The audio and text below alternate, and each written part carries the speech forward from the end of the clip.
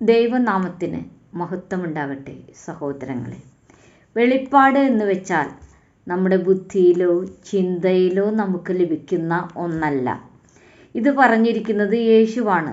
യേശു ഒരിക്കൽ ശിഷ്യന്മാരോട്, ഞാൻ ആരാകുന്നു എന്ന് നിങ്ങൾ പറയുന്നുവെന്ന് ചോദിച്ചു. മത്തായി 16:16-17 കേൾക്കും. അതിനുത്തരമായി ശീമോൻ പത്രോസ്, നീ ജീവനുള്ള ദൈവത്തിൻ്റെ പുത്രനായ ക്രിസ്തു എന്ന് പറഞ്ഞു. യേശു അവനോട്, ബർയോന ശീമോനെ, നീ ഭാഗ്യവാൻ, ജഡരക്തങ്ങളല്ല, സ്വർഗസ്ഥനായ എൻ്റെ പിതാവത്രേ നിനക്ക് ഇത് വെളിപ്പെടുത്തിയത്.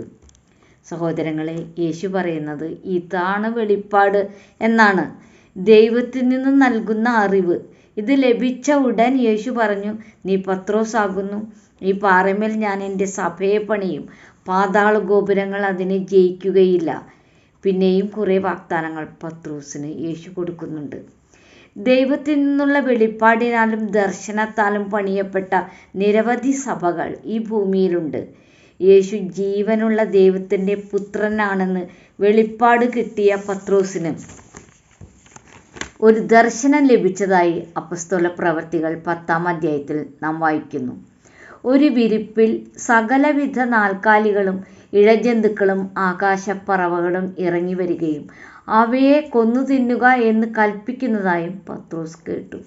തുടർന്നുള്ള ഭാഗങ്ങൾ വായിച്ചാൽ വിജാതീയനായ കൊർന്നേലിയൂസിൻ്റെ ഭവനത്തിലേക്ക് രക്ഷയ്ക്കായി പത്രോസ് പോകുന്നതായി കാണാം. ഈ സ്വർഗീയ ദർശനത്തിലൂടെ ഒരു മനുഷ്യനെയും മലിനമെന്നോ അശുദ്ധനെന്നോ നീ പറയരുതെന്ന് ദൈവം പത്രോസിന് കൽപ്പിച്ചു കൊടുത്തു.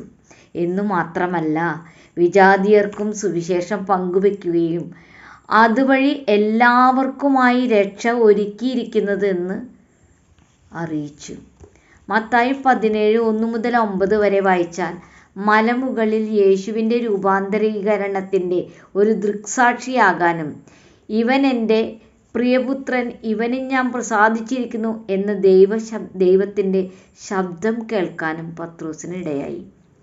ഈ സ്വർഗീയ അനുഭവങ്ങൾക്ക് പുറമെ പത്രോസ് താൻ സഭയ്ക്കായി എഴുതിയ 2 ലേഖനങ്ങളിൽ വെളിപ്പാടിനാൽ പല കാര്യങ്ങളും പ്രസ്താവിക്കുന്നുണ്ട്. 1 പത്രോസ് 1:13 യേശു ക്രിസ്തുവിൻ്റെ വരാനുള്ള പ്രത്യക്ഷതയെക്കുറിച്ച് പത്രോസ് പറയുന്നു. 1 പത്രോസ് 1:23 കേൾക്കൂ.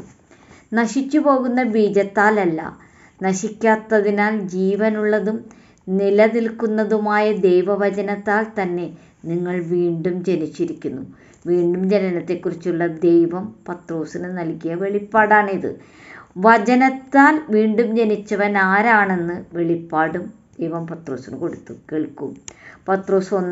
1 പത്രോസ് 2:9 എന്നാൽ നിങ്ങളോ അന്ധകാരത്തിൽ നിന്ന് തൻ്റെ അത്ഭുത പ്രകാശത്തിലേക്ക് നിങ്ങളെ വിളിച്ചവൻ്റെ സദ്ഗുണങ്ങളെ ഘോഷിപ്പിക്കാൻ തക്കവണ്ണം തിരഞ്ഞെടുക്കപ്പെട്ട ഒരു ജാതിയും രാജകീയ പുരോഹിത വർഗവും വിശുദ്ധ വംശവും സ്വന്തം ജനവുമാകുന്നു.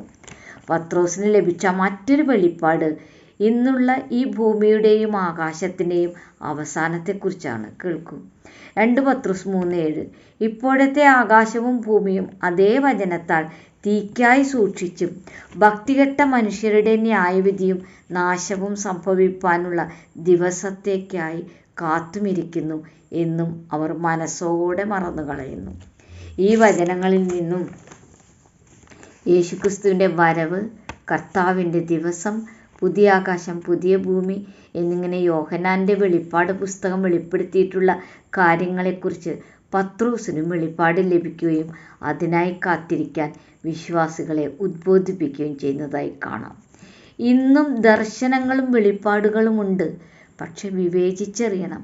2 പത്രോസ് 2:1 പറയുന്നത് കേൾക്കൂ. എന്നാൽ കള്ളപ്രവാചകന്മാർ ഇസ്രായേൽ ജനത്തിൻ്റെ ഇടയിലുണ്ടായിരുന്നു. അങ്ങനെ നിങ്ങളുടെ ഇടയിലും ദുരുപദേഷ്ടാക്കൾ വരും. അവർ രഹസ്യമായി നാശകരമായ ദുരുപദേശങ്ങളെ കൊണ്ടുവരികയും തങ്ങളെ വിലയ്ക്ക് വാങ്ങിയ നാഥനെ തള്ളിപ്പറഞ്ഞ് തങ്ങൾക്കു തന്നെ ശീഘ്രനാശം വരുത്തുകയും ചെയ്യും. ഇത്തരക്കാർക്ക് സംഭവിക്കാനിരിക്കുന്നതും അവരെ സൂക്ഷിക്കണമെന്നുമാണ് പത്രോസ് പിന്നീടുള്ള ഭാഗങ്ങളിൽ നമ്മെ ഉദ്ബോധിപ്പിക്കുന്നത്. ഈ വചനങ്ങൾ സ്വീകരിക്കാൻ പരിശുദ്ധാത്മാവ് സഹായിക്കട്ടെ. ദൈവമേവരെയും സമൃദ്ധമായി അനുഗ്രഹിക്കട്ടെ.